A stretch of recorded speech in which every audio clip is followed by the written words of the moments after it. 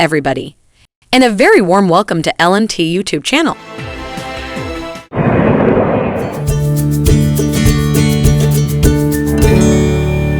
The Duke of Sussex is back on the UK soil. It seems that Prince Harry has once again made a dramatic entrance onto the royal stage. Prince Harry has returned to the UK to attend a high-profile hearing in a privacy case against the publisher of the Daily Mail. The Duke is one of 7 high-profile figures taking legal action against the publisher of the Daily Mail over alleged unlawful information gathering at its titles.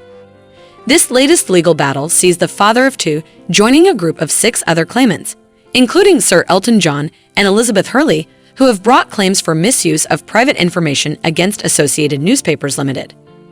The group has alleged that they were victims of gross breaches of privacy, including the hiring of private investigators to secretly place listening devices inside cars and homes and recording of private phone conversations. The Duke's trip to the UK comes after a long absence since his grandmother's funeral last September and the release of his memoir in January. It's interesting to note that his arrival also happens to be just weeks before his father's coronation on May 6. As Prince Harry walked inside the building, the world watched in anticipation, wondering if this visit could signal a possible reconciliation with his family. His arrival comes just months after the release of his tell-all memoir Spare, which shed light on his struggles within the royal family and the reasons for his departure from the UK. The Duke's attendance at the hearing has sparked rumors about his future involvement with the royal family and whether he and his wife, Meghan Markle, will attend King Charles's coronation in May. While it remains unknown if the couple will attend, one can't help but wonder if this legal battle and their potential involvement in the coronation will be the first steps towards a reunion with the rest of the family. Only time will tell. According to Yahoo, Harry's appearance in court today was unexpected and is part of the Duke's stated ambition of making it his life's work to change the UK media landscape. Prince Harry's arrival follows a photo circulating on social media of him flying to London in a low-key polo top and baseball cap, emblazoned with "Coupe hair, don't care." Disclaimer. Everything in this video and all of my videos are my opinions based on detailed research that I perform. That said, I would recommend doing your own research before you make up your mind. Thank you. Salty attitudes, bad habits, and a duchess trapped in a palace. When it comes to Prince Harry and Meghan Markle, it's hard to separate fact from fiction. Who could forget Meghan Markle and Prince Harry's wedding? Her 2 beautiful dresses, the star-studded guest list, and of course, then Prince Charles walking Meghan down the aisle. It was a bittersweet moment, as traditionally, the honor would have gone to her father, Thomas Markle. According to the Daily Mail, he was photographed in London just days before the wedding, prepping for the big day. Thomas was then hospitalized for heart surgery and would not be appearing at the wedding, as confirmed by a palace press release. But there were rumors that his absence was less about his health and more about a fallout with his daughter. Thomas reportedly had a few tense exchanges with Meghan and Harry after he was caught staging the paparazzi photos before the wedding. Further rumors circulated suggesting that Thomas had faked the heart attacks that led to his hospital visit. He denied the allegations to the Daily Mail, supplying medical bills for his treatment as proof. According to Us Weekly, Thomas has continued talking to tabloids about his daughter and the royal family for years. He even shared a personal letter Meghan wrote to him with the Daily Mail, in which she begged him to stop speaking to the tabloids. In 2021, Harry and Meghan successfully sued the newspaper for publishing the personal correspondence, according to the Washington Post. Thomas Markle told Good Morning Britain in 2021 that he's apologized to Meghan and Harry, but bottom line is I've never heard back from Meghan or Harry in any way, shape, or form.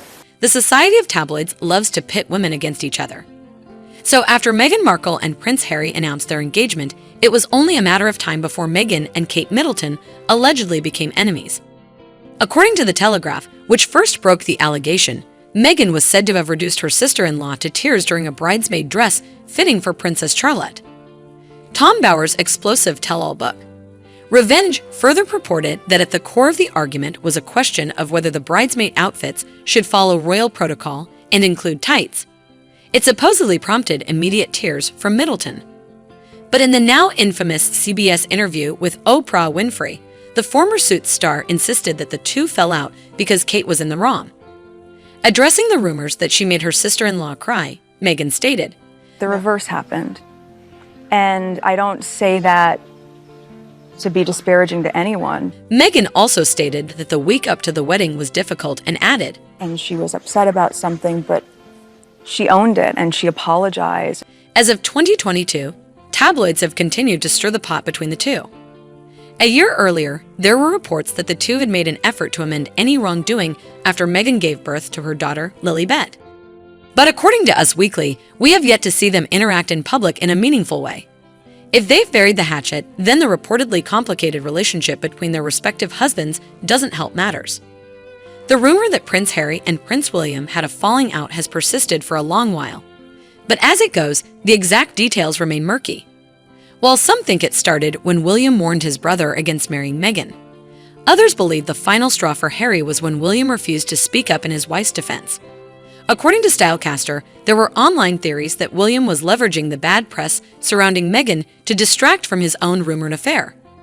But The Telegraph reported that Harry and Meghan's decision to move to the States and talk about the family's private lives with Oprah Winfrey didn't sit well with William.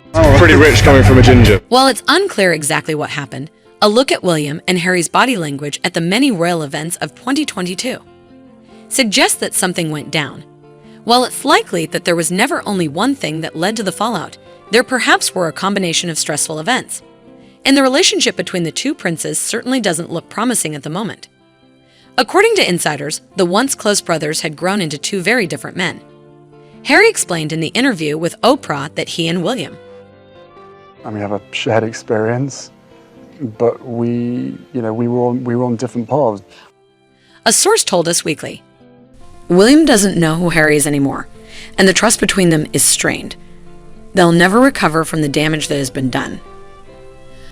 It's been well rumored that Prince Harry was a party animal in his young adult years, and it would have hardly been surprising that a young, rich, and handsome man liked to blow off some steam on the weekends. But there was speculation that his penchant for partying had become a problem. According to The Guardian, one of the first indicators that Harry's behavior was an issue came in 2002. King Charles reportedly discovered that the then 16-year-old boy had been frequently drinking alcohol and using cannabis, so he subsequently ordered Harry to spend a day at a rehab clinic. In the intervening years, tabloids reported him getting into repeatedly questionable situations, such as the time he unfortunately dressed up as a Nazi for a costume party, or the time he was caught playing strip poker in Las Vegas. It wasn't until years later that Harry admitted that he'd had a problem with drugs and alcohol. In his Apple TV Plus docuseries, The Me You Can't See, he explained that it took him years to deal with the trauma of his mother's death. He began binge drinking at the weekends to cope. I was willing to drink, I was willing to take drugs, I was willing to try and do the things that made me feel less like I was feeling. I would find myself drinking, not because I was enjoying it, but because I was trying to mask something. As soon as Meghan Markle and Prince Harry got married, it seemed like the new Duchess didn't quite fit in. The scrutiny that came with her new title was totally new to the former television star, as was palace culture. And while she played the part well in public, there were rumors that she failed to adjust to royal life behind the scenes. Royal expert professor Pauline McLaren told The Express, "As an outsider, Meghan did find it very, very difficult to adapt. Of course, Meghan is a very independent career woman, so it is unsurprising that she didn't fit in. I don't really think you could expect an American to really understand that, or the need for that, or actually want to do it." It wasn't until 2021, when speaking with Oprah Winfrey, that Meghan explained she felt so trapped by the palace that she became suicidal. She claimed that at one point, she was only allowed out of the house twice in 4 months. I know there's an obsession with how things look, but has anyone talked about how it feels? Meghan declared that things had become so desperate, she was afraid to be left alone. When she approached the courtiers about seeking outside treatment, her request was allegedly denied for fear of how it would look to the public. Things escalated to the point that she and Harry decided it was time to step away as working royals and head for the States. They both came to the conclusion that a culture with which Meghan was more comfortable should be their goal. The decision that I have made for my wife and I to step back is not one I made lightly. When Prince Harry and Meghan Markle officially stepped away from their royal duties in January 2020, there was still a lot to figure out with their family. Up until that point, the couple had relied fully on their salaries as working royals. Now that they were out of a job, money was going to be an issue. At the time, King Charles was reportedly against continuing to pay Harry and Meghan their salaries if they were going to relocate to California and no longer serve the royal family. Harry said as much during his interview with Oprah and added that if it wasn't for the inheritance left to him from his mom, the late Princess Diana, he'd still be stuck in the UK. I had 3 conversations with my grandmother and 2 conversations with my father before he stopped taking my calls. According to Vanity Fair, Charles didn't think it was fair for the British public to finance Harry's new American lifestyle.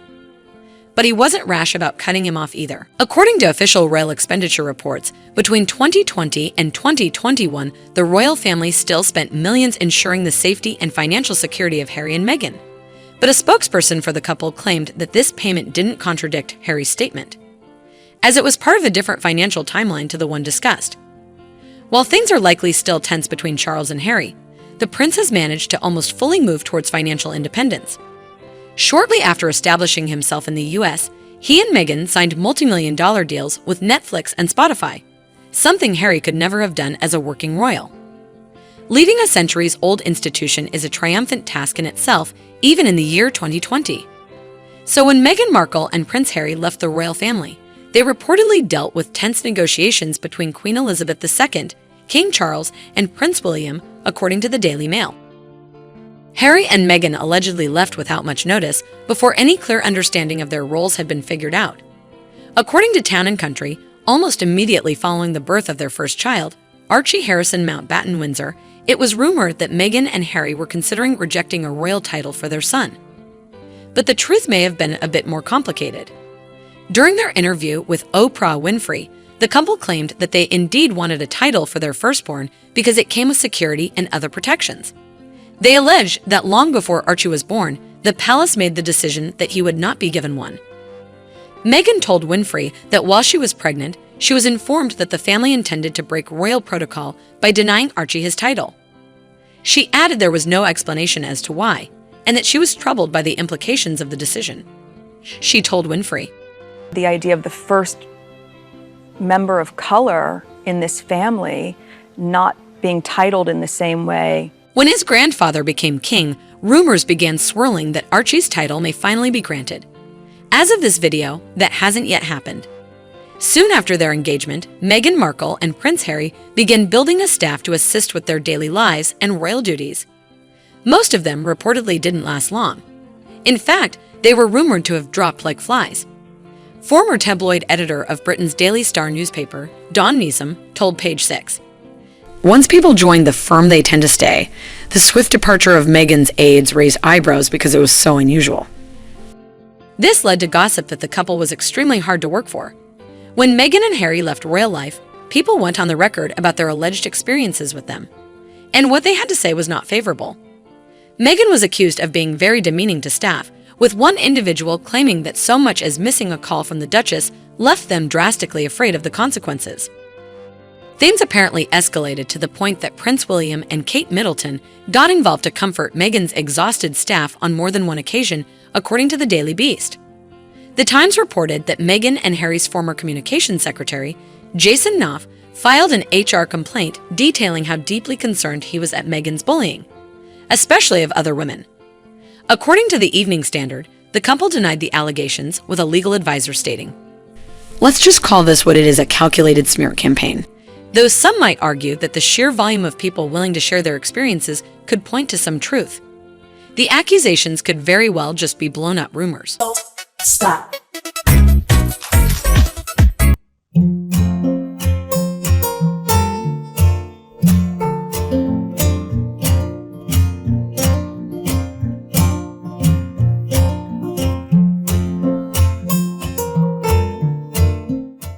Check out one of our newest videos right here.